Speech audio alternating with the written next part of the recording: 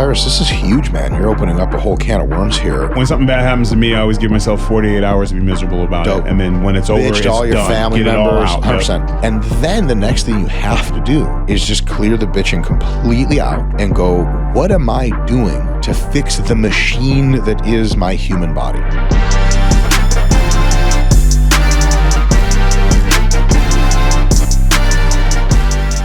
What it is, Dr. Mike. Now, I'm butchering names. I always butcher this name. Is it Israetel? Yeah, it's a fine guess.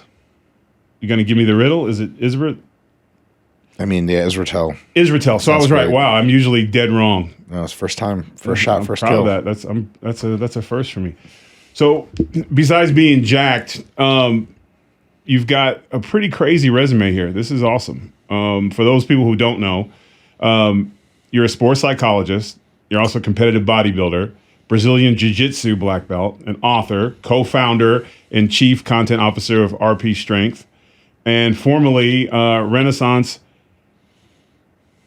Periodization? What is that? Periodization.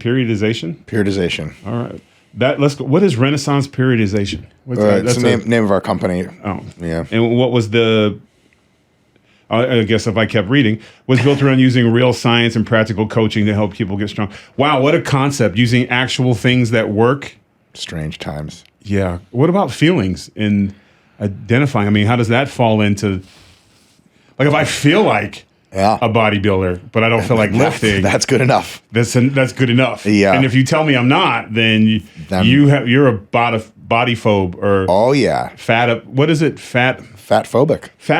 Mm-hmm. Who was allowed to come? Because these terms weren't there. Yes, they just made them up. Because I remember when I was a kid and chubby, somebody called me fat. I had to lose weight. I couldn't be like, well, that's your opinion. Yeah. Or you're a fat phobe, and then the teachers would be like, get the hell out of the classroom, you fat phobic. Yeah. You know? Nowadays, it's different times. How did we get there?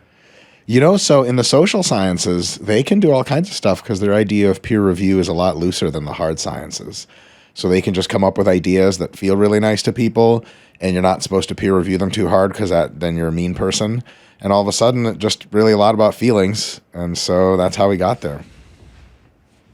How do you, when you're dealing with young athletes today, things are different.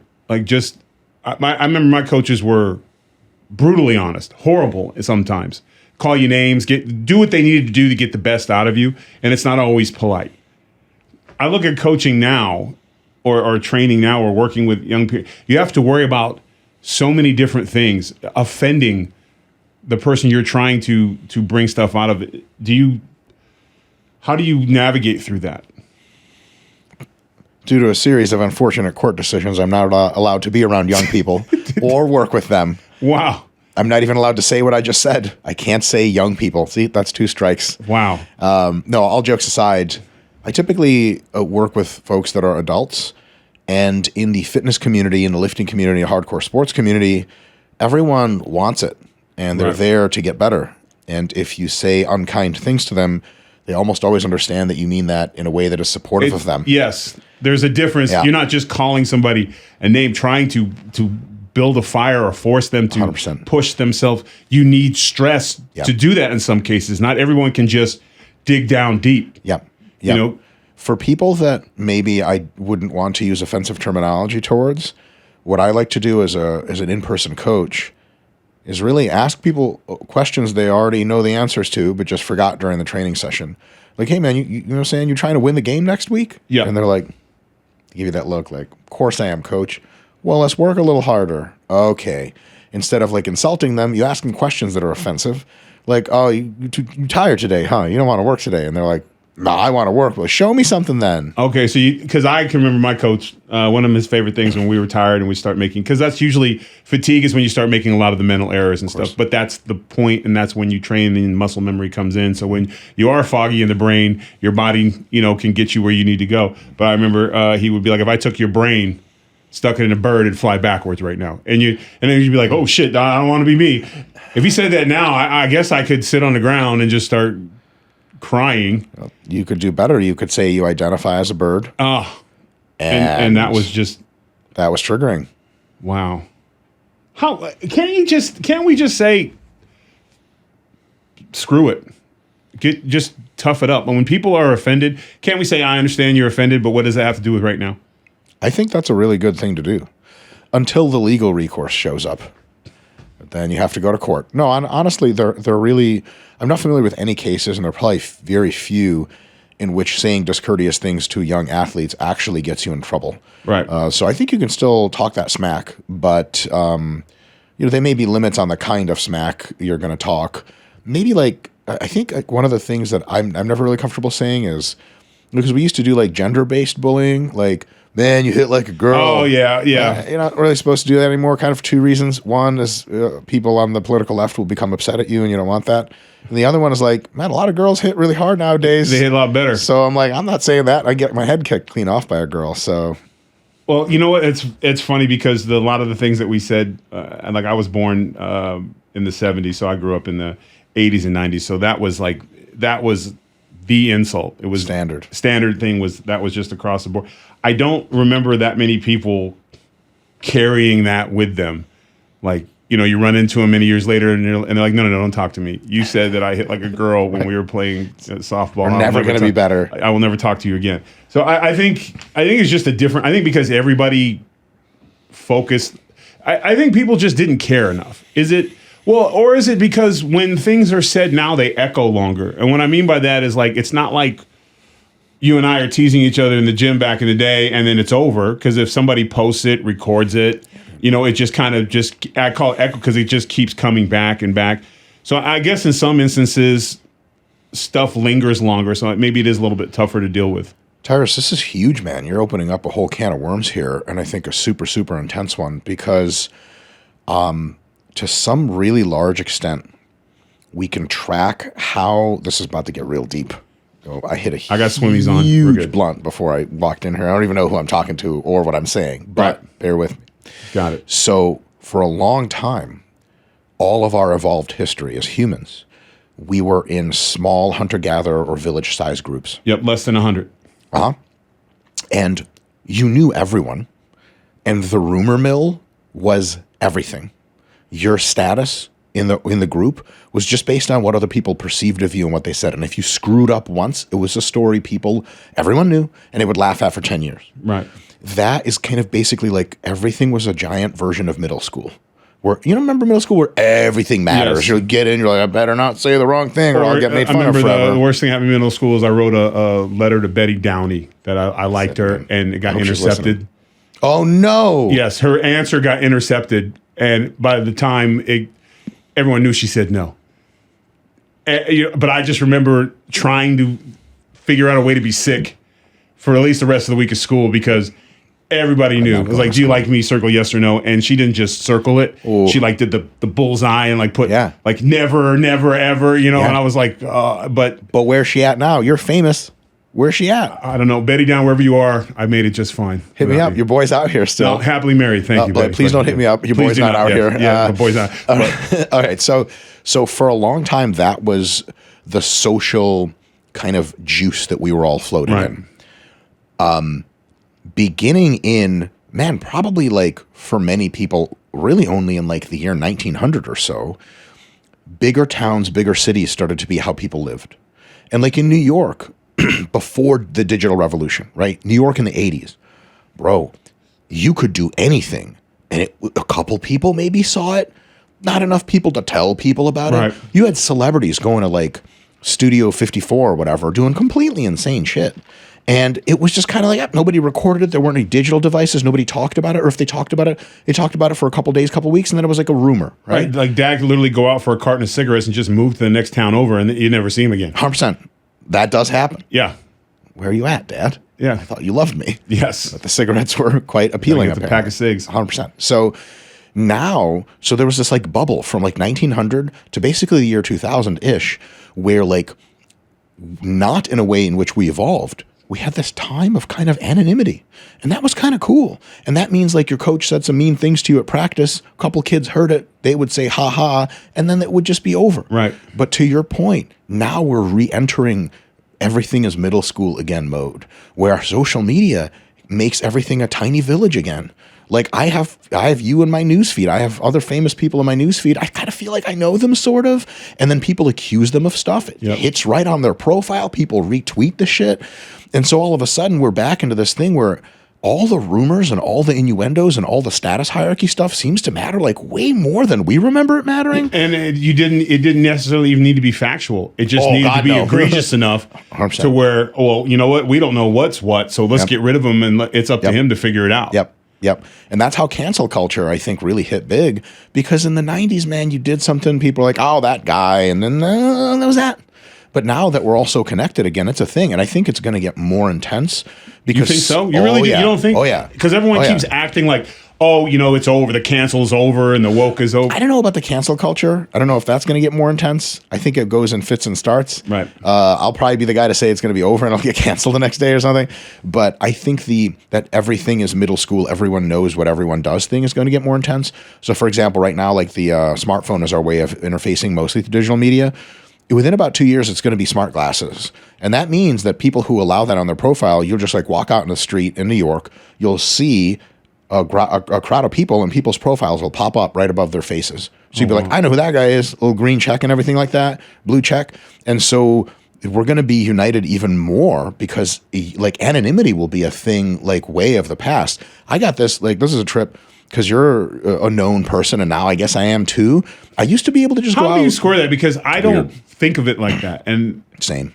It's just one of those things where, hey, you know, like a lot of guys, they like, oh, they get a publicist, they get a bodyguard, they get a 0 for 2 currently. Yeah, agent. I don't have any of that shit. None. You know, and because I guess I've always just kind of never really taken it that seriously, and maybe that's why it's not as important to me, you know, because if I don't get recognized places, I'm completely fine with it. Bro, I mean, that's great. Yeah, well, it's a good thing, but you came up not getting recognized places. Right. And then when you started getting famous, you start getting recognized places, and it robs you. I'm playing the world's smallest violin here, so this is like a first world. Yeah, we're beyond first world. We're first world right now, but yeah. But like anonymity is a thing I don't have anymore. Like I can't just like I was waiting outside of like Fox News headquarters before this, and like 2 people came up to me and they're like, oh, like I really like your stuff, blah blah blah. If I'm like picking my nose or if I'm texting illicit photographs to somebody, like getting that's all out there. Getting a phone call from your wife chewing you out 100% right before you start a show. P. Diddy calls me again. It just like, you know, hits different now. So I think more and more people who are used to calling anybody right now hits different, but go ahead. Yeah, that's right. Well, it depends on what he's asking. Yeah. Like, another party, P. Diddy. Okay. Yeah, no, I'm good. I'm good. Yeah. 5 parties is good enough for me. But like that, I don't have anonymity anymore places I go. And I think with people having the smart glasses, the anonymity is going to be less and less for everyone as well. So then everyone's going to feel a little bit of what it's like to be a little famous, because I think all of us are on our way to be a little junior league famous, because now people pull up your profile right on their glasses and see you. It's going to be a trip. And experience, because here's the thing, when you first get it, it's almost like a new drug. It's like a hit of dopamine to where people are, and you're like, oh, everywhere I go, or you go to a restaurant, someone, oh, this gentleman wanted to pay your bill because he loves what you did on TV, or he saw you in the wrestling, or whatever the deal is, and it sets this false sense of security and this false sense of acceptance. Because the people who really know you, who are frustrated by, you know, you didn't take the trash out or whatever, they don't see that side of you. No. They just see the finished edit product on TV. Yep. And then it's very easy to get caught up in that sense of, well, I'm somebody, I'm special. And then life has a way of chin checking you. The difference is when you are chin checked, it's not just necessarily with the people in your circle. Now it's everyone. Oh, yeah. The same people who's loved you and you're the best thing, and blah, blah, blah, are the same people going, I knew he was a piece of shit. I knew he was this. I always hated this guy. You know, and then you can't escape it. And and in some cases, you're just being called a name or something, and then they'll just run with it because it gets attention. And also, I think it's really a lot of fun to do this. Oh, yeah. People love to look at this guy. Sure. You know, forget the fact that 3 fingers are pointing back at you while you're pointing fingers, but the look at them. You know, especially we're seeing with like the Tiger Woods stuff. What did he do? Last thing he did was? Well, he's not. He got another car accident, but the good news this time he blew a clean breathalyzer, but. Apparently, so it wasn't drunk driving, but apparently he was on, allegedly, that he was on some kind of painkiller, and they found pills in his pocket. I argued, but I was like, well, where would you carry them? But again, and then of course his excuse is that he wants to remain private, so he never has anybody drive him. What? Yeah. Yeah. Doesn't take Ubers and stuff then? No, nothing. Well, he's a friggin' billionaire. I would think there would be somebody that would sign a non-disclosure that could drive you around. But then again, the question is, what are you doing to where someone even with a non-disclosure might have a problem with it? That's the question that popped into my head because his answer was so terrible. They're like, sucks. A guy of your stature, why would you not have someone driving you? Also given the fact that the last one you were in, you barely could walk away from. Like, he doesn't just have fender benders. He flipped a car in a residential neighborhood. It's pretty hard to do. Holy I don't know. Yeah, really? I had to cover it, and I always try to like look at the human side of him. Like, listen, how do you know? He could have been groggy. I mean, he did flip a car. He could have been concussed. Mm-hmm. But then when you see the mug shot and his eyes are red, scarlet red, it's a little hard. And he's not alcohol, and he's got 2 pills in his pocket. Chances are, if it's a duck, quack quack. Where do you think he was going? That's the thing where. And again, it's not fair because I always try to look, what am I going, whenever I see something happen to people, also I think about what's going on in my world. Sure. Problem is, I had Chris Hansen on last week. So my mind, when anybody does anything bad right now, it's immediately, what are they doing? Yeah, yeah. Why would you, yeah. So I'm not, like I said, it's all speculation in my mind because I just went through some interviews where I was like, because the Catch a Predator stuff's, there's a dark humor to it, and I was talking about like not laughing about, but talking about how certain characters on there, and then I had kids, and it's not funny anymore. And it's not funny anymore. Yep. And that so it's kind of like when I was looking at this Tiger Woods stuff, that's the first thing that popped. What are you doing that is so secretive? I think he's just eating, if you know what I mean. Yeah. When you're he's younger. He's not 50. Yeah. He's in his 50s. He's old enough to know. That's the new younger. Yeah. He's, you know what I'm saying? When you're a billionaire, professional, superstar, legendary athlete, the number of females of reproductive age that are interested in do more than conversing with you starts to get really high. I would imagine. And then when you start to get really high, literally, you start to scroll through your phone and be like, "Yo, girl, make what's some up?" really stupid mistakes. Yeah, I see you're in the Phoenix, Arizona area, and so am I. I can take my own car. Wait, I'm on too many drugs to drive. What's that in the road? Oops. Yeah. Flip. Maybe a little bit of that. I think that might be the best case, worst scenario.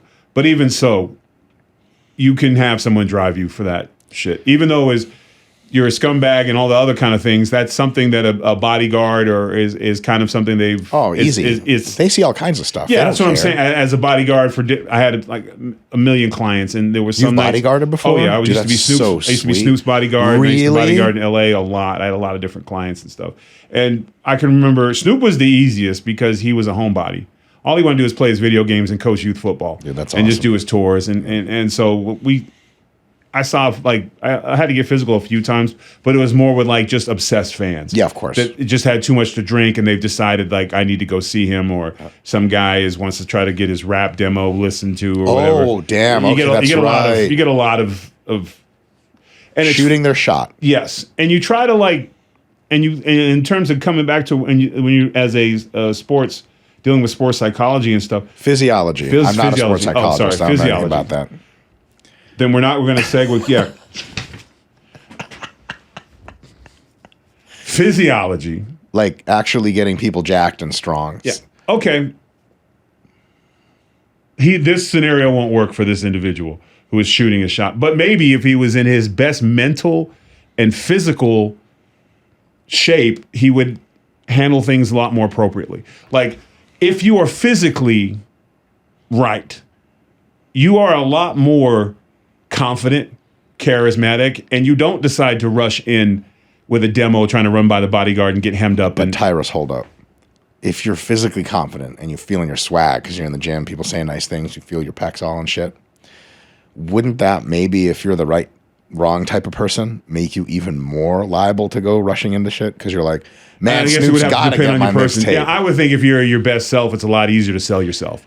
I actually I don't... it's always a real trip when you meet people with different like human boundaries, personal boundaries. Because some people, like if The Rock is sitting and having dinner at a restaurant, most people wouldn't even want to look in his direction because they're like, he's there with his family for the love of God as a human being. You would think. And most people are like that. The overwhelming majority of people are like that. Some people would look at him, but that's it. Some people, if you walk to the bathroom, would do one of these. Like, some people will absolutely come up to the table to ask for an autograph. That's a real type of person. I wasn't raised like that. No, and here's the thing. I would argue that it has shifted. People are more entitled now. And it is different. And here's a perfect example. And I don't put myself in any crazy levels, but one of my biggest pet peeves is if you see me sitting with my family at a restaurant having dinner, they walk over and it's always the same line. I normally don't do this, or I know I shouldn't be doing this, but they do it anyways. Yeah, they do. And when you give them an answer like, I'm sorry, I'm with my, and that's the only time I don't take pictures and stuff, is when I'm with my kids or my wife, because I'm on the road all the time and my time with them that's special. Yep. So, and you always try to say it very politely, like, oh, you know what? I'm sorry, I'm not taking photos today or selfies because I'm with my family. How does that work? I always say yes to those folks. And 95% of the time they say okay, and there's always the one who just won't take no for an answer. No way. Yeah, I've had that happen a couple times, or they've said they've gotten rude to my family. That was probably, and it's usually like if we're in a restaurant and someone's had a little bit to drink. Oh, and there we go. It's never a guy. Really? No, it's always an older woman who walk up with that too much wine. Yeah, and you know what? I hate the term Karen because every Karen I've ever met's been nice. And here's the thing: when they do that shit and you call them Karen, they never look at you like, "What? How'd you know my name?" Yeah. I think they changed the name to Jessica. Or was it Jessica's new? I think they switched it. It was an official switch or whatever. Yeah, that's fine. When I was a kid, it was Becky. It was Becky. Like, oh, here comes Becky. But I just think Karen's got a bum rap. Or at least keep it there. Like statute of limitations. You can 100%. Only get named it for a while, and there should be like a ritual. Like, hey, this year's annoying person is Reginald and Debbie. Like, because they just had a thing with, what was it? The guy from that Reacher series, the big Jack guy, and the male version. Alan Richton? Yes, and he got attacked. He was with his kids, right? Yeah. A male Karen he was with his sons, and they were riding little mini bikes. Little mini motorcycles, and they were riding his son and his boy up and down the street, and some neighbor decided to jump out in the middle of the street and tell him he was making too much noise. It was the middle of the day, and he pushed him. Whoa. And he kept pushing him in front of his children. Whoa. And then eventually he around and found out. Jack Reacher. And he I'm like, of all the actors to pick, that was the guy you probably weird, who literally does a series about the best way to kick somebody's ass quickly, efficiently, without anybody seeing. And that's the guy you decided to, and it didn't end well for the guy. No way. He ended up in the fetal position with one shot. It was one shot, but inevitably there's a lawsuit that has to come out of that, right? Because it was all on body cam. Oh, there you go. Reacher had body cam on. No way. Yeah, he was riding. He just happened to have it all on camera. That's really helpful. And the sheriff was like, "You started it. He finished it. Have a good day, sir." That was it. Now, that doesn't mean he can't get a lawyer. What was your Jessica incident when the drunk female that came up to your family was discourteous? I need to hear this. So it's happened a few times. Probably my youngest daughter handles it the best, but they'll come up and be like, "Oh, normally I don't do this," and my daughter will be like, "Don't." Because my kids get very upset because they're like, "Whoa, this is our time," And what happens is, "Oh no, thank you." And she was like, we're sitting at a restaurant, and she was like, "Well, I pay your salary, so if I feel like I should get I watch your show, so if I ask you for a picture, you should give me a picture. I think it's rude." And I was like, "I think it's rude. You're interrupting me and my family." So the answer is no. I'm not taking a picture of you. Have a good night.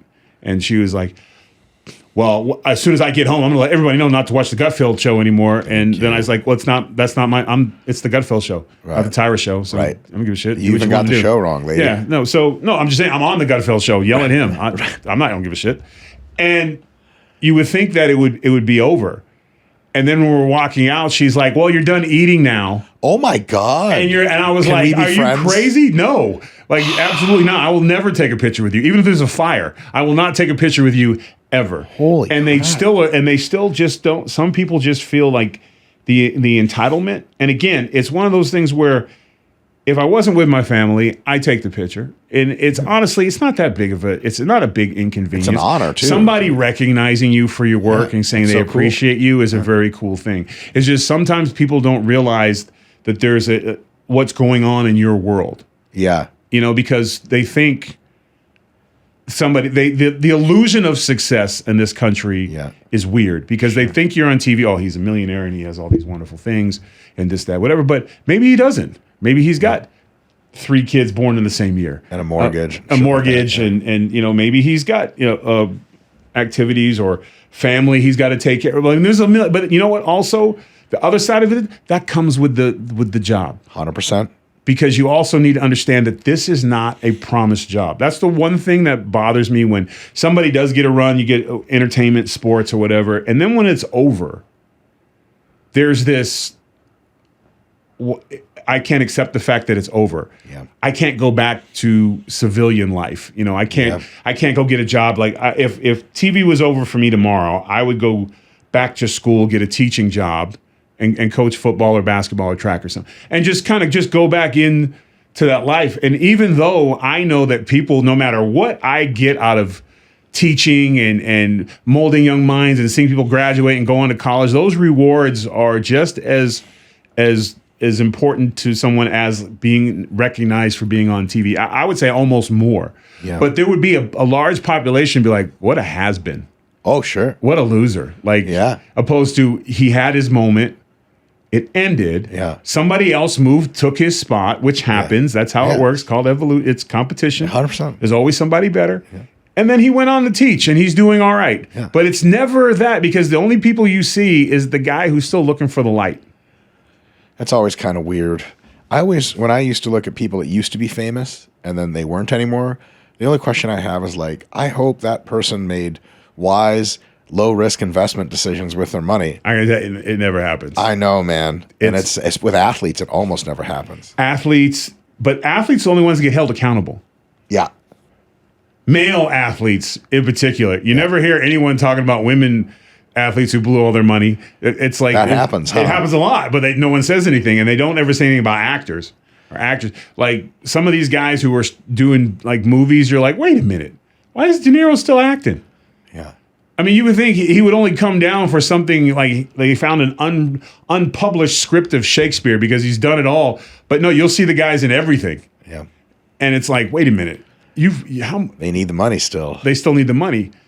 And then fame is, and that's the only tool, but they don't want to work for it. That's why I push back. They're not working for it anymore. They're thinking that they could they're one more for being back. They're not trying to reinvent. They just need one hit, one controversy to get back. Oh, that's a double-edged sword, trying to get back with controversy, huh? It could go for you or against all right, you. so let's talk from bodybuilding and powerlifting. When you have an injury or a setback, it's very hard to get back to where because people don't realize to be a bodybuilder, it's not working out in the gym once a day. No. Your entire life is you are manipulating your muscles to double and quadruple themselves, which they're not naturally, by nature, not naturally designed to do. Definitely. Yeah. It's a lifestyle situation.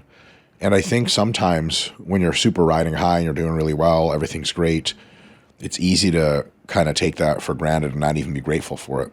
An injury can wake your ass up because you'll be like, oh, wait. My entire career is based on me being able to use my right quad, and now I can't. Right.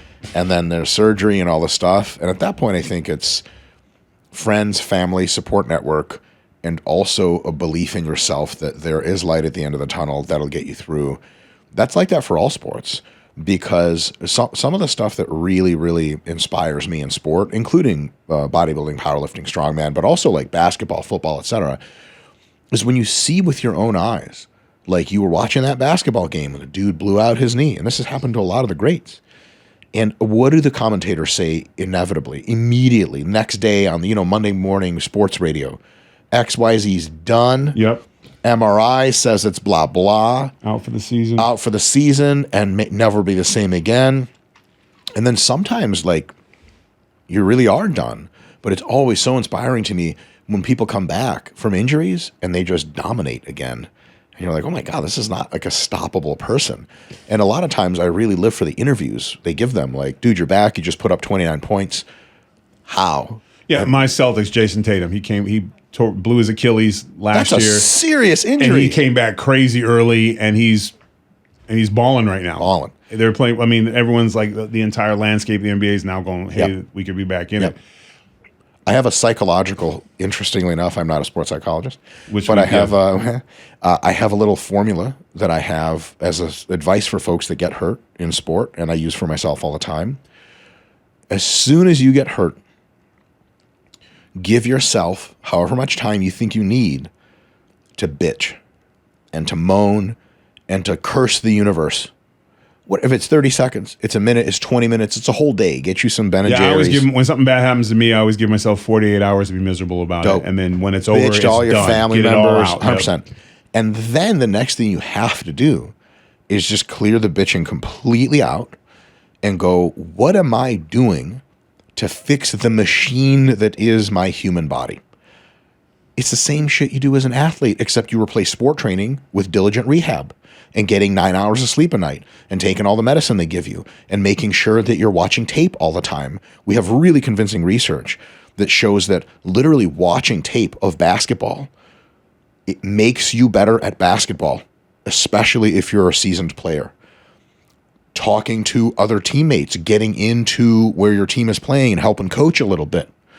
Doing whatever it is you can in order to get yourself back. Because at that point, it's kind of like you're not floating around in space anymore in your awesome rocket. You have to build a rocket again and launch it off the launch pad to get back to space. That's a project. Yeah. And so if you're project oriented, it does two things. One, it gets you on the right track to get better, which pissing and moaning does zero of. And two, it gives you something to focus on so you're not miserable with your knee in a brace. Go, man, my knee, shut up. Go train the other leg. And that consolidation of purpose is massive. So for me, like, I give myself about 5 seconds of bitching every now and again. Like, I get hurt, I'm like, ow. What's the rehab plan? Right away. Just looking, put it in front. What's the worst injury you've had to deal with? Oh, yeah. I had a disc herniation in my lower back, and I was in so much pain even lying down that I had to go to the hospital so that they could take the pain away. And it took me like 2 months to be able to train legs again after that. It was really bad. I mean, I couldn't bend down to like wipe the whole thing. So I just didn't wipe for 2 months. No, I'm kidding. Right, but yeah, I'm sure you had a bidet or some shit. I did not. Yeah, garden hose perhaps, or whatever. Exactly. Yeah. A good streak of rain outside. Or that a really week, supportive friend. One exactly. Or the other. So yeah, no, disc, you ever done anything in your lower back or anything like that? And the most, but I love to deadlift. It's the worst lift in the world, but it's the most satisfying. I always hear everyone, you're 50, why are you still deadlifting? It's because it's just some of the greatest moments of my lifting life awesome. Was PRing in the dead. What's your best deadlift? 695. Dude, that's so sweet. I enjoyed it. That's really good. For long arms and being tall, I really enjoyed it. And for having one leg. But I remember that moment of locking it out.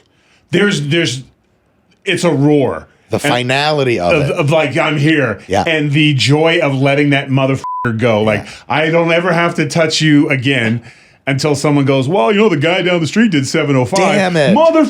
You know, or you look at the board and the board, it was like, it wasn't in the top 10. So I was like, but it's called PR for a reason. Yeah. So I lucked out because I always had, I had a pretty good bench, pretty good squat. And then I had the left I had some leg issues with. So I had to kind of learn how to do everything, but it was never about numbers. It was just getting back to 90. Sure. For squat, it was getting back to 90. Sure. And for deadlift, it was actually getting to where I needed to go. Yeah. But psychologically, not being able to squat, 700 pounds or because of anymore or being close to it was rough because, and it was like, but when you're younger, you train harder, you do some things and you get back. But then that magic number 50 comes around And it's no longer because Was that what it is for you? 50? Psychologically, I think I had put that in my head, but I think it was just father time. Everyone's age is different. Mm-hmm. It's just I just noticed that I would go I'd go in there, I'd do my lifts, and they'd be like, "Oh, you should stretch or whatever," and I'd be like, "Yeah, I'll get to it when I get to it. Yeah, okay. All right, I'll put my stretching was never. I just want to get to the lift, get in, get done, get my shit ready, and but I noticed because I would lift 2 days on, and I would take a Wednesday off, and then 2 days on, and the weekend to go wrestle or whatever. 2 days on, and then that Wednesday rest day. Then all of a sudden, it was like 2 days on Wednesday, but then Thursday was really a pain in the ass, just moving around and trying to. So then the workout got less on a Thursday, and then Friday was even worse. Yeah. So then I had to be like, okay, so I'm getting 2 good solid days Monday because I'm coming in, and so I had to restructure. I have to stretch. Yeah. Every lift now. Yeah. And I'm not good at stretching. Better safe than sorry. I have no choice. If I would like to have a productive evening, because I'm not going to be able to get out of the chair. And that's what ended up happening to me was it wasn't even in the gym. I was literally watching the Barbies movie with my daughters and sitting in at the time, my wife had a room where their little viewing room, and it was all pink. It was like their little tea party room. Aww. So I went in there to watch Barbies with them, and I'm sitting there, and I think I fell asleep in like the first 15 minutes. I'm just. You didn't find the Barbie movie to be compelling? No, and you know what? That's okay. It's okay. I was one of the people who were like, "Oh, it's trash." It's Barbie. Yeah. It's not for us, guys. It's okay. We got G.I. Joe. We got Star Wars. We're good. They can have Barbies, okay? They can kick ass, and men are drooling idiots. It's okay. Yeah. We're going to be okay. Yeah. If your manhood is defined by Barbie, you probably didn't have it in anyways. Yeah, that's the problem. Yeah, so let it go. Yeah. Let it go. But literally, and they watched the movie ended or whatever. They were Barbied out, and they wanted to go outside, and I just went, let me go. Oh, shit. And I couldn't get up. Where did you feel it? And it was lightning just shot through down the legs, and it was like fire, absolute fire. I had never felt it in my entire life, and I could not stand up straight. I was like hunched forward, almost. I felt like almost 90. Like man, it's terrible. Like, am I ever getting out of this position? Yeah, and it's so frustrating. And I had never been hurt before. In front of my family. Oh, okay. They see me limp and but I always would it was never where it would stop me from doing family things. Right. I could take out the trash, open I might take a week off from the gym because I'm beat up, but it wouldn't stop me from driving, anything. Next thing you know, I needed a cane. Get out just to keep me up, and I'm traveling every week. This happened at, I think, right when I turned 50. So thanks God. I was like, wow, what a wake-up call. But it was... And another thing is people also look at you. You go from this big, strong monster to old man energy. Yep, and not just that, but I have to travel every week, so I was using my roller and my cane going through the airport. You do get early seating though. Yeah, but it's embarrassing. You got to do the pre-board with actual. People in wheelchairs and stuff, and you're up there with the cane, and well, the cane legitimizes you because, but people looking at you like, oh man, they do look at you like that. Like, oh, they look at you different. Oh man, that's sad. Pathetic. He still has to travel. Yeah. Oh, he must not have managed his money. And I'm like, well, I'm what sorry, are you talking about? Excuse me? Like, I travel because I love it. I travel because for whatever reason, my job's in New York. Life just works that way, but my family wants to live in Florida. So is that the case for you? Yeah, I don't like New York. I can't do it. But I've traveled for whatever it was, chasing football, bodyguarding, WWE. I'm always have been on the road. Whatever my path in life, you always have to work someplace, live somewhere else. I'm on the road a lot, but not a ton. What's your record for the number of days or weeks spent on the road in one given year? What's your top end? How much? What's the most? I can tell you every year I'm probably on the road at least 275 days a year at least. Holy crap. I'm on the road more than I'm at home sometimes. So you probably don't get super stressed with travel anymore, right? You can't. You would It's what I'm when it happens. It's like you. 5 seconds of the only thing I do differently is I'm the old man on the porch where I see everyone acting out and they'll be trying to figure out the riddle. And, it's always nice to lean over and be like, the pilots are going to time out, so we're not making this flight. We're not going anywhere. How do you know? I've been on this Law of ride a few averages, man, times. you know. Exactly. It's been 5 hours and 45 minutes, and they're not allowed to work past 6. So it ain't happening. So I'll head out. But you also, I look at it again. Whenever a plane is canceled, I never have an issue with it.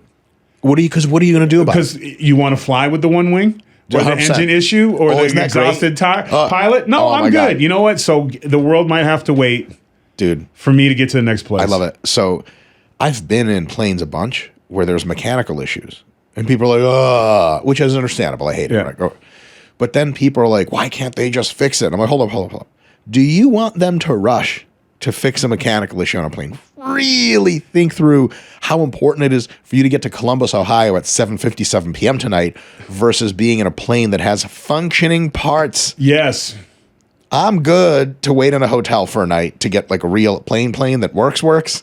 But some people, man, because you get in that mode of like, I gotta be there.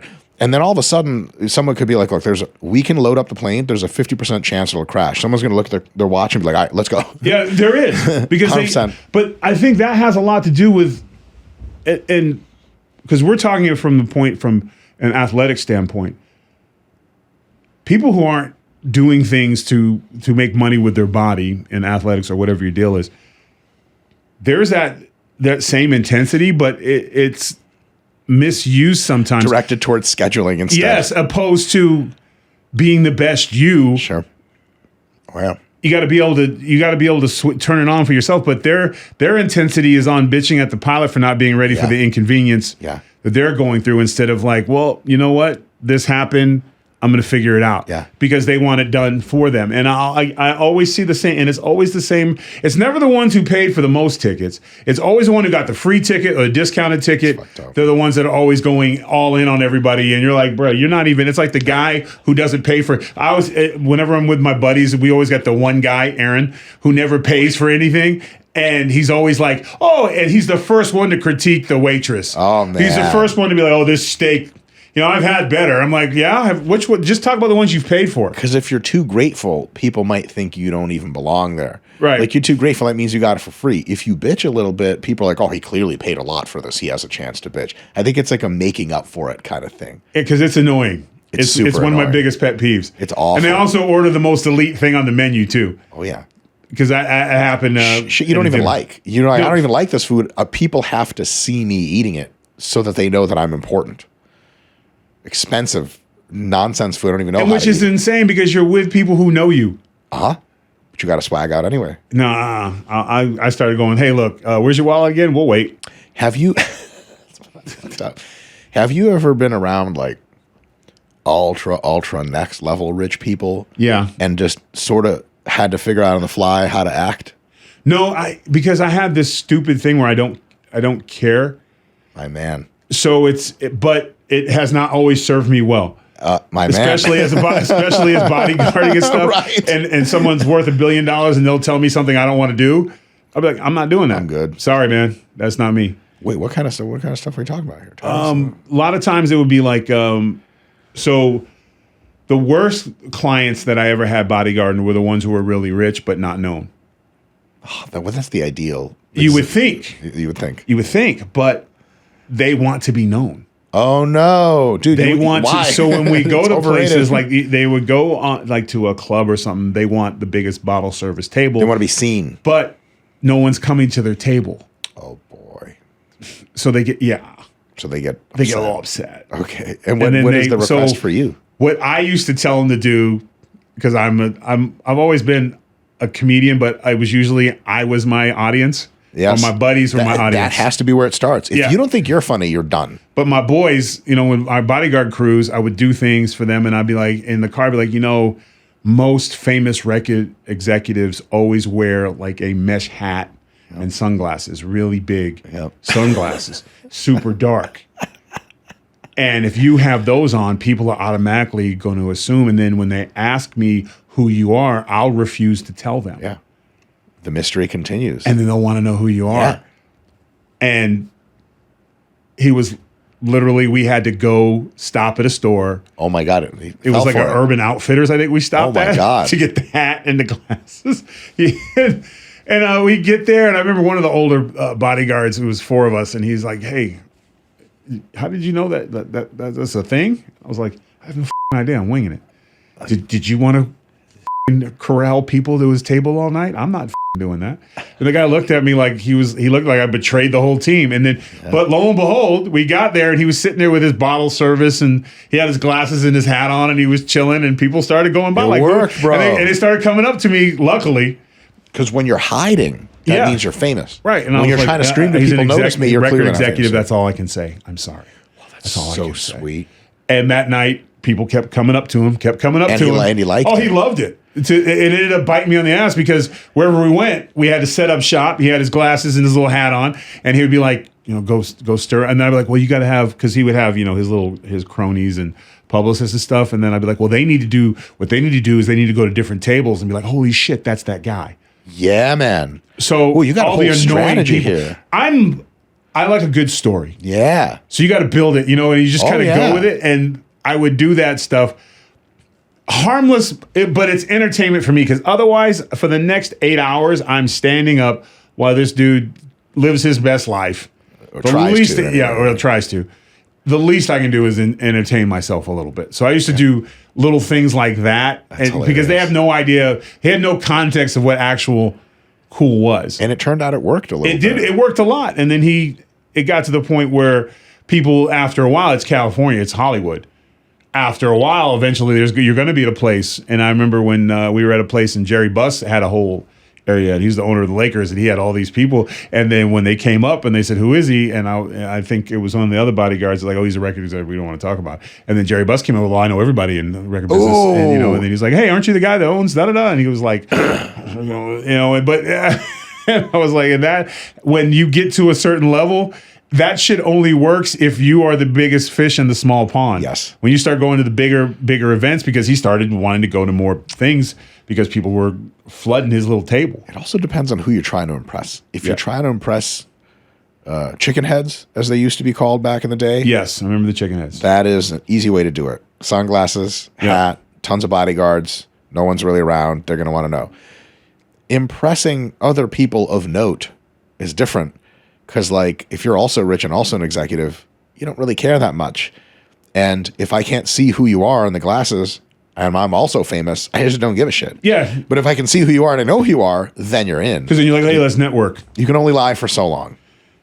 Yeah, and I also think when I look back at that, when I was bodyguarding, and I look at, what I thought was important. Because as you grow and get this shit called wisdom, your shit changes. I'm still trying to get it. Because you think you have it, and then someone reminds you a man, and you don't know shit. Yep. Usually a woman. Yes. We'll let you know. Or an older guy who sees the mistakes you're about to make, and I was like, I wouldn't. I don't know about that one. But you do change because I think for young men in particular, because the first thing we want status. Because it's like Scarface. First you get the power, then you get the money, and then the women, then you get the women. But it's that. But it is kind of true because at first you want to be noticed. Because that means more attention. That means you move up the alpha food chain, and then you get to the point where you are noticed, and then one day you're noticed too much, and then you don't want to be. You just want to get to the top of the mountain, but you don't mind planting some trees around you. It's something you want to kind of, in your ideal world, turn on and off, but you can't turn it off. No, once it's on, it's on. Once you become famous, you don't become unfamous until enough people who knew you literally die.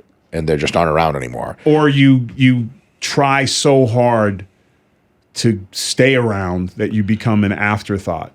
Ugh. I remember that guy from movies, but now he's creepy. You go through that, and you see it happen. Every time I mention certain people's names, they end up making. I made a joke about Scott Baio one night, and I was just joking, and next thing I know, it was a whole thing on the net where he was upset, and I was just like, bruh, I didn't. That sucks. Sorry, Charles. I didn't know you were still in charge. That sucks. But it's just a harmless thing, and people just get really upset about wanting to get back. And I keep telling, and again, when mine's over, and I think this because coming from the sports world, and then even in the wrestling world, and then in the bodyguard world, I've seen it end so many times. For people, you'll see somebody on stage and they'll do something and you'll just be like, well, that's a wrap. No way. It can be that quick to where somebody has or even performance. You're filming a movie, and I've done a few movies, and I've seen actress struggling, and but like she had such a big name, but she just can't get this new character. And you will see it go from 9 people around her every day, like makeup artists and all this stuff and lines, and then they bring an acting coach, and then all of a sudden there's nobody. She's reading her lines, and the next day there's a new person there. Oh my God! And it's like over. The machine keeps rolling on. Yeah, and then the machine spreads out. Can't act, just a pretty face, and it spreads like wildfire. And no casting director will touch you. So that's an insider Hollywood thing of like people know who they're going to want to bring in, and if there's bad rumors about you not being a good actor, then you're like done. Or for example, for me, I was doing MacGyver, I was doing Glow, I was doing The Purge. These are all reoccurring characters on TV series. Mm-hmm. Soon as the shit started with whether you're a Republican or a Democrat, and I started really getting some success on the Gutfeld show. Within an instant, the phone rings off the hook in one day from 3 different series saying, "We're really concerned about this Fox stuff. Whoa, we're going to go in another direction." Do you remember that shit with Gina Carano? Yeah, well, the Star Wars thing. It happened to her, and because she was on such a big show at the moment, and it was such a, they announced the firing, which was, I think that's what made it. They were virtuous in what they did to her. It was, I think she was the first one where most people be like, she got fired for what? Like, wow. But they were announcing, like, look what we've done. We've got rid of one. So when it happened to me, it was just a phone call, and that was it. Yeah. Like when it happened to her, it was they wanted the world to know that Disney does not tolerate these people. Yeah. And what is she votes conservative? Like that is the reason. Like if you really break it down, that's the reason. She had like a tweet in which she said that she thought that some of the COVID stuff was like a symptom of like an oppressive government. She spoke her mind in a country that's founded on speaking your mind. You would think. Yeah, like. Are you gonna? Is her fight? Did her fight already happen? No, I think it's still to come. It's coming up. Are you going to watch it? It's her and Rhonda. I was going to make a really obscene joke. It's not going to go over well. I was going to say I was going to watch it on mute. You know what I'm saying? Yeah. And that wouldn't be a fight either. It would just be AI recreating those two people getting along better, if you know what I mean. Yeah. But just kidding. I might see the fight. I'm really bad at like getting to see. I'll see the fight for sure later when it's on YouTube, 100%. I might not see it live. What is your favorite thing to watch though? What is the sport? Is it a sport? Videos of myself. Videos of yourself. Live. With just a camera right back in my face. Just ego. Just narcissist in and out. I mean like times 10. I do have an actual answer for you on what I like to watch. A bunch of different stuff. But one thing I really like is other athletes at their prime accounts of another athlete at their prime later. Like I watched a whole thing on YouTube about other legends in basketball talking about Jordan, what it was like to play against him. Yeah. Larry Bird, who apparently had like a massive shit-talking game. He was the greatest shit-talker of all time. Right? And so it's just really cool when people who are also super accomplished cut you a ton of slack because you're that good. It's always like super, because you're like, if you have like journalists talking about how good Jordan was, you're like, okay, yeah, it's your job. Coaches, that's a different thing. Other athletes that were on your team who actually competed against him, people who compete against you saying amazing things, but you know they're not lying, and the amount of quality, the texture of what they're saying is so informative. What is that? You see that documentary on Netflix? It was like 7-parter, The Last Dance. Oh yeah, the Jordan shit, dude. Yeah. I've seen that. I watched the whole thing 3 times. First of all, it's amazing. Like historical documentary of the culture of the 80s and 90s. First of all, like I look at that stuff and I remember like the beret he was wearing and shit. Oh, yeah. Everything he did, everybody wanted to do it. 100%. He's the only guy in the history of the world that can wear a Hitler mustache, and everyone's like, "Oh, look at Jordan's new mustache." Yep. And I was like, they're like, "Yo, you know that's a Hitler stash." I'd be like, "Who the hell is Hitler?" No, it's a Jordan stash. MJ could change it. Yeah. Could Hitler dunk? I believe the answer is no. No. Also, another short king. That's probably why Hitler was so pissed. Yeah, you know what? I'm starting to notice a lot of anger from the shortness. The shortness. Napoleon, Hitler. Well, Hitler was also a shitty artist too. Bro, that's it, man. That's the critiques. Just took it all wrong. But it sucks that like Hitler, his name has been watered down. I mean, he's literally the worst human being to ever live the world in terms of what he did. But it's used so much to where it's not even a thing now. Now somebody's like, oh, man, I'm sorry I was 3 minutes late for picking you up. Well, you're just a real Hitler, aren't you? Yeah, man. And you're just, no. There's a bunch of words that they completely deflated. Racist means nothing at this point. Nothing. Like, I totally prefer it. Yeah. I get called racist all the time, which is hilarious. I'm black and Scottish. Yeah. But you're racist. Well, you're a race traitor, too, Yes. which is really bad. Which is worse. Yeah. Because that's what one of the things, because they're talking about, oh, it's eased up now. Like, you guys can come back and work for Hollywood. I'm like, no. No, they're like, not you. You were different. Unless the money's right. No, you betrayed us. Damn. You will never, like, especially black actors and entertainers that were like, nah, I'm not, that's not, what the hell? What does it matter? Unless you were like Samuel Jackson set up. You're just, if you weren't, you are excommunicated. You are done. Black conservatives have it real tough, like socially, real tough. And it's the weirdest thing because but some of that's on us because I always look at if you take shit and you don't say anything about it, then, Black conservatives for 50 years. Yeah. But you know what? It is one of those things where, like, wait a minute. The Republican Party was the first black party because they were anti-slavery. You're doing this fact shit again, Tyrus. Yeah. I don't have time for that. Thought, I have feelings. Yeah, exactly. But when you lay out the Democratic Party was not, when they say Jim Crow, I'm like, what? Yeah. But it should never matter. You should vote based on what's best for your household. It's the dumbest shit ever. Like, I laugh at people. Like, I voted for Obama twice and I voted for Trump 3 times. I'm like, because that must really confuse people when you say shit like that. And it shouldn't. It was different periods in my life. Yeah. And at the time, Obama's policies were all right with me. And here's the thing. There wasn't that much of a difference in terms of, like, him and McCain. The world wouldn't have changed that much. For sure. These other, when it came to Trump and Hillary, I never was a fan. Of Hillary? Of Hillary, especially when she ran against Obama. The birthing thing was hers, the 3 a.m. call. Yeah, she was the one who went there. Isn't that a trip when you have the people in the primaries running and they just sling mud at each other? Yeah. And then as soon as the primaries are over, one of them is the VP candidate. They're like, we're friends now. Kamala was telling Biden he was this racist kid and she was the reason why he was bust. Yeah. I mean, that's the beginning of any great action movie. And then I'm here to kill you for what you did in my, you know what I'm saying? Like, and then Biden has a red cape and jumps back and is a great, awesome fight. And I got a good line. Biden would be like, how do you kill me if I'm already dead? Exactly. That's Boom. It. Trailer. Makes itself. It's a good movie. We might be onto something.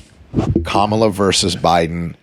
The Walking Dead. Yeah. The scene opens with Kamala in like one of those pods and she's getting a ton of injections and there's like digital readouts. Like, yes, she lost the race, but we upgraded her. We can make her better. She come out of the pod like looking at her own hand. So it's like the old $1 million man. 100%. We can improve. $1 billion woman. Yeah, woman. Yeah, my bad. And I apologize. 100%. And then, so like, do you think Joe Biden in this case would be like the middle of the movie villain that you think she beats him, but you're like, there's like an hour left, and then there's somebody. It's a huge swerve. Somebody else, or do you think it all leads up to Mecha Joe Biden versus upgraded Kamala Harris?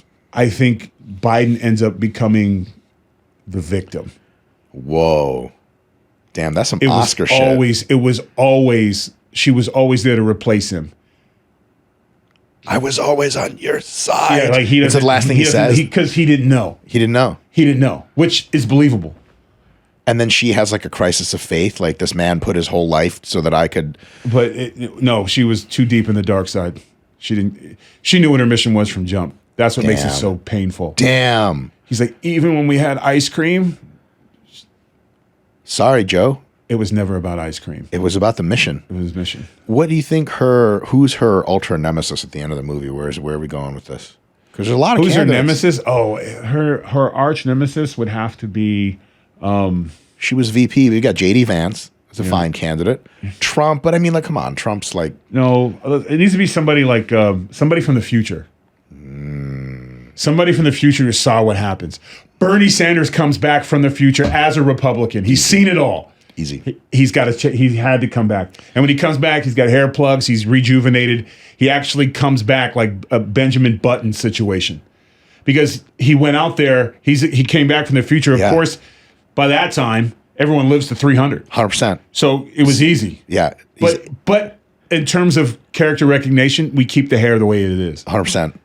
We have to keep the hair. And the obviously, way it is. like, he looks exactly like the same, really disheveled, but he's like Dragon Ball Z powers. Like, he can fly, shoot complete fireballs. autonomous Sanders. I love it. Yeah, my son's nickname is Kakarot. I've been calling him Kakarot. Dude, that's so sweet. Yeah, and I love it when people are like, what does it mean? And I just go, I'm sorry. If I had to explain, because if you explain that, it gets really awkward. Like, well, see, there's this Japanese anime for children that as a grown adult, I still love. The one that is actually for kids. Right. But whatever. Because it's the only... you just lose people at that point. Yeah, I just don't even bother to try. All I know is you have not lived until your 4-year-old son, his temper tantrums going Super Saiyan in a shopping market, and you almost want to see it, because literally I used to remember being like, your power level is... And he's in the cart going, ah! And I'm like, this is so... If your power level gets to 30, we'll get the Captain Crunch berries. And we've done it. You know, people are looking around. Show me your true power. Yeah, my daughter would growl and fire up and crack. And I remember her mom would be like, we had this, and my daughter was, my wife is from Louisiana, so all the babies, they have the big bows and stuff. It's a very Southern thing. They're all adorable. Southern. So she got a little big bow on, and we're sitting in a restaurant, and she's banging on the table. And I'm like, that's my baby. But yeah, like the Dragon Ball thing, you can't explain it, because my favorite is Piccolo. Dude. Piccolo's my guy. Well, Piccolo, when he trained Gohan was the one powering up all the time, and Piccolo was in the back being like, damn, this kid's going to us all up. I mean, and it was cool that Goku was such a cool dad. He had no problem with his son wearing a uniform. Or worst dad ever. He's like, oh, yeah, go with my enemy for 8 months to do whatever. I'm out. I got to be somewhere else. Right. Eat a dinosaur. Now I got to go to another dimension to like find some dragon or something. Well, he dies. And well, you know what though? He's not a deadbeat dad in the sense, like, even when he died, he came back. Facts. You got to give him. That's like the opposite of a deadbeat dad. Yeah, and even Vegeta, who was borderline, I'd say verbally abusive at the very least. Slightly. He might have. Didn't he knock Trunks up? Yes, he did. So he was all kinds. He still came back. Yeah, Vegeta was a fine dad. It took Majin Buu to whoop his ass to get him to figure it out. 100%. See, look, I'm throwing. You're legit. Because not one time you didn't say who. No, I'm in, man. I was hooked. I had the DVDs, box set. Oh yeah, man. Yep. I had the VHS tapes back in the day. So I remember when it came on the scene like an accident. Huh? It was like literally just because Dragon Ball sucked. I had no use for it. That's like actually for children. Yeah, careful, the mega nerds will find you in the street for such a blasphemous statement. If my time on this planet is ended by a mega nerd in hand-to-hand combat, I had it coming. What an honor. I had it coming. He will get no course from me. Say Dragon Ball was the best. Never. I will come back in the next line stronger if you strike me. 100%. I'll throw them off with a Star Wars. You can't use a Star Wars thing. And by the time they figure it out, I'm in the car. And I'm out of there. Just with your driver, unlike Tiger Woods. Yes, I would have a driver. But you know what, though? I really don't feel like doing painkillers and driving down residential neighborhoods in the middle of the day. I think you're on to it. I think you hit the... If you like I said, I'm not saying anything because I still got Chris Hansen in my head from just a guy I watched literally religiously from 2002 to I have him in the chair. And it was just like... And all I wanted to say to him was, have a seat. Unreal. You know, it's like... At some point, were you like, hey, man, do you think I'm like one of those bad No. I knew I wasn't. But I did ask him. I did ask him, though. You know what was crazy? The one thing was how do you personally handle that? What a trip, right? Because you are dealing with, like, some of the worst human beings on the planet most who of are us there are for paying one good reason. money not to meet. Or never want to have, and especially like some of the episodes that he went through, I asked him about the guy who brought the kid or whatever, and he's like, that was one of the toughest, because he's like, as a journalist, it's like, I know what I'm doing is important, but I'm like, how do you go home with that? Like, you know what I'm saying? Because we're all laughing and joking, but if we were sitting there laughing and joking, and all of a sudden this 3-time convicted pedophile starts adding his jokes, the show's not going to go very well. Shit's not that funny anymore. No, it's not, because it's been... It was funny because it was something that you thought rarely happened. Yeah. And now with social media and stuff, you're seeing this entire network. Yeah. And it's and like I said, I got 6 kids. So 6 kids. Yeah, well, I picked up 2 in a marriage. So it's like, but I don't use this step word. Yeah, they're kids. They're your kids. I feel that. I'm That's paying awesome. for them. Like, you. Like, it's not an emotional thing. I pay for it. It's cash. You know, yeah. I'm keep waiting for them to leave the nest. Exactly. Yeah, 23 and 20. I don't see any feathers anywhere. Oof. Yeah, it's tough, but it's not tough. It's made so easy for young men not to do shit now. Totally. You know, and then, well, they're not men; they end up boys. You know, and Oh, damn. the last thing you want is a 35-year-old boy living in your house. That sounds strange. It does. Yeah. And it's not sexy. Have you told them, hey, All the fellas? time. Okay, right. All the time. I've got nothing to offer on this one. So like, You could just say you can't live here anymore. You reserve that right. because I left home at 15, but I also grew up in an era where you had to take care of yourself. Yeah. Like when you went out and played for the weekend, it wasn't coming in every time something went bad. Like you had to 100%. figure your own shit out. Yeah, 100%. I don't think like kicking him out and be like, well, you know, he knows at the very least he can make a fire and build a tent in the forest somewhere. 80. No. No, also no. Literally, if the Wi-Fi goes out, Disaster. it's disaster. So they're just, it's one of those things where you want them out, but you know, it would be it's not fair to society Yeah, to exactly. unleash them. You're just burdening other people Yeah, now. and they're going to end up back. Yeah. And probably what I have to pay for whatever they did. So Screw you up. just kind of hope. But also, I think living in fear of your monster stepdad constantly going, got a new job yet? That's dope. You know, You're a mentor. yeah, in or the like house. when they go to say hello and you're like, all I want to hear is rent. You got rent? You know, so like I kind of, it's a tough love, Yeah. but like giving them a little taste of the world. Sure. Because, you know, mom's always going to make it better. Oh, that's nice. Yeah, it is nice until Little good cop, bad cop. But mom's already getting kind of like, all right, kids, it's time to leave Ooh, the yeah. If When mom gets like that, when you got mom nobody. does, that's when dad gets to go, oh, I've been waiting to, you know, because I've you been want. empowered. Do you think you would be where you were today if you did not have your failures and your scars? Probably not. Exactly. Yeah. Everything grows from those. And I see parents trying to put these bubbles around their kids because they don't want them to have, you can watch them get nicked up and get banged up. You just don't let them die. Exactly. Because that's how it was in the 80s and 90s. Yeah. It was like, go out and play, just be a little bit faster than the guy in the van with the wine coolers and Snicker bars.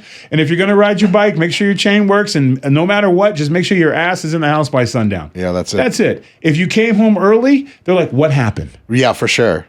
What did you do? Yeah, you're like, or what are you running nothing. from? I just can't go outside for the next 2 days, maybe. Yeah, but you still, and there was camaraderie. You had to rely on each other. Sure. That's why I think that's why friendships are different now too. Because You think so? Because the guys you grow up with, or you all kind of went through it together. Because you see a lot of guys now I moved around a lot, so I didn't get that. But a lot of the buddies that I played college ball and football with, they have guys they've been friends with their entire life, like their core. But they all kind of grew together, and when they have these very strong bonds. I think men are pack animals. You know, like we kind of do. Definitely. You know, women are a little more or less, but I think for us, it's kind of like there's the camaraderie there, and it helps you in life because your boys know you. Your boys, the crew. They also know when you're f***ing up. I am a little concerned, just a little concerned about the fact that I don't have any stats to back this up. Some fraction, at least, of the population doesn't have a lot of close friends. I think it's bigger than. I think the reason why is because their best friend has become their phone. Yeah. Because you'll look at somebody, would they put their phone down to hang out with their friend? They're lost. Like, could you put your phone down for the weekend? Could you do it? You know, and a lot of people, they would get anxiety. The answer isn't right away like, yeah, no problem. It's, why would I do that? Right. What's the point? Yep. What if someone needs to get a hold of me? Like this like what we had we used to have phones. If you weren't in the house, you didn't talk to anybody. Yep. And the world went on just fine. Yeah. You were just fine. Yeah. Because I literally had an argument. It wasn't even an argument, it was a discussion.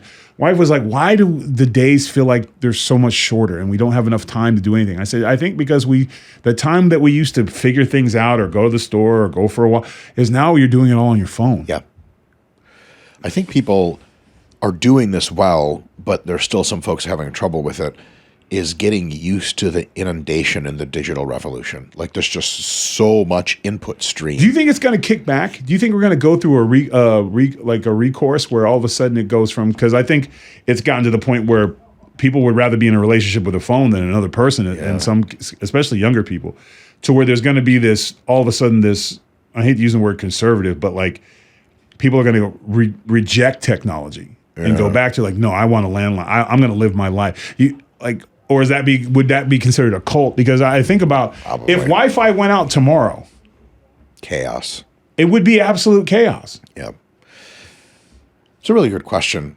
I think that two things are going to happen in the next 5 to 10 years that are going to be a real big deal. One is you're not going to do much clicking on your phone anymore or your computer. You're just going to talk to your AI assistant that'll do all the clicking for you. Right. And that means like when you get to talk in human verbal language to something and you don't scroll through screens anymore, you might get a little less of that Twitter brain. You know, you've been doing this shit for forever and there's like dopamine hits. I think if you talk to your AI can even help you be like, hey, like you've been on the phone a lot today. Why don't we unplug? What do you think? And you'd be like, okay, that's a good idea. Because no one right now is telling you that. It's just you. And the phone's always like, touch me. But then the AI would be that if the AI was doing that, then the phone companies would be freaking out because those are opportunities for them to make money. Well, really? Yeah. I have a serious question. Yep. Are you ready? Yes. Okay. If you were building a combat athlete from scratch, an MMA fighter, grappler, boxer, kickboxer, whatever it is, at what age would you introduce like the actual skill of training that combat sport? And at what age would you introduce strength training? Like, what do you think is too much or too little? So it's all averages. I'll give you an average. I'll give you two numbers, 6 and 12. 6 to introduce sport skills, 12 to introduce resistance training. But the real big modifier on both is how much are they motor skilled matured and how much do they like it or want to do it. If you have a 10-year-old who's like, I want to lift weights and I understand and mature enough to do good technique, shit, hell yeah, kid. You can do it at age 8. It doesn't matter. You can do it at age 6 if you want. But at age 6, very, very limiting physical movements, which you have to like do really good technique while the weight pushes back. It just generally doesn't vibe well with 6-year-olds. And the MMA training itself, 6 is a fine age to start. The reason I said 6 is because typically some 6-year-olds are mature enough to like be able to learn things. So if you're 4, you don't learn shit. You just like playing. And but 6 gives you a long run up because the kids that started early, they speak the language of movement in a way that you can't teach older. You know, like if you have someone who like learned to speak Spanish after age 18, they can be fluent, but everyone knows that they are born in America and there's some shit they just will never be able to say right. But if you had a kid learn Spanish from age 6, they're going to be completely bilingual and everyone's going to be like, I thought you were from Argentina. I'd be like, nope, I'm New York City. I just like happened to live in Argentina for 10 years when I was 6 to whatever, 16. The same thing is true for combat sport, straight up. So the earlier the better. Dr. Mike, thank you so much for joining the show. Yeah, whatever, kid. Is that cool to say? That's it.